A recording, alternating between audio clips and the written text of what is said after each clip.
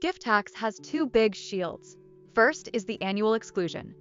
Second is the lifetime, or basic exclusion that's unified with the estate tax. On the EA exam, they love asking which shield applies first, and what happens when you go over the annual limit. Keep this mental model. Annual exclusion is per dunny per year. Lifetime exclusion is your running lifetime bucket. For 2024, the annual exclusion is $18,000 per recipient.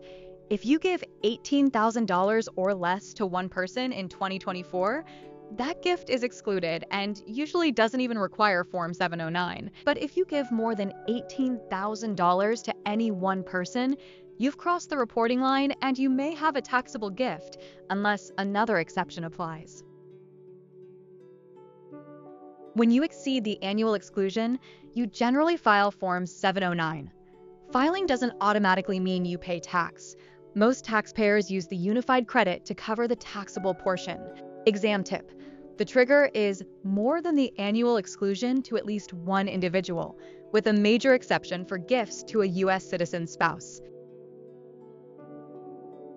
Now, the second shield, the 2024 basic or lifetime exclusion, is $13.61 million per decedent, indexed for inflation. This is unified for gift and estate tax. That means every dollar of lifetime exclusion you use to shelter taxable gifts reduces what's left to shelter your estate at death. Same system, one combined meter. Here's the flow the exam wants. Compute the gift, subtract the annual exclusion, and what's left is a taxable gift. Then you either pay gift tax now or, more commonly, apply unified credit, which reduces your remaining lifetime exclusion.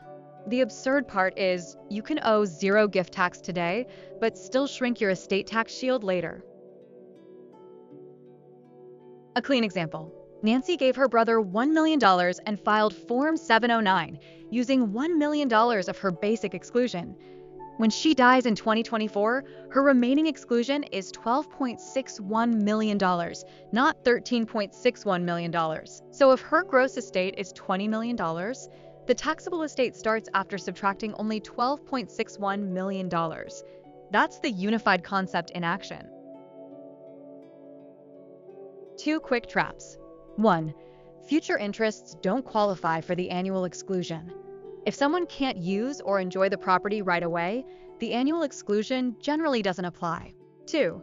Gift splitting lets married couples treat gifts as made half by each spouse, often keeping each half under $18,000, but you usually must file Form 709 to elect gift splitting. Before her death on January 1st, Natalie ran a bridal dress shop and used the cash method. At death, a vendor owed her $20,000 for a dress. The vendor paid the $20,000 on March 1st, after her death, and made the check payable to the estate. The estate didn't distribute the $20,000 to her son before settlement.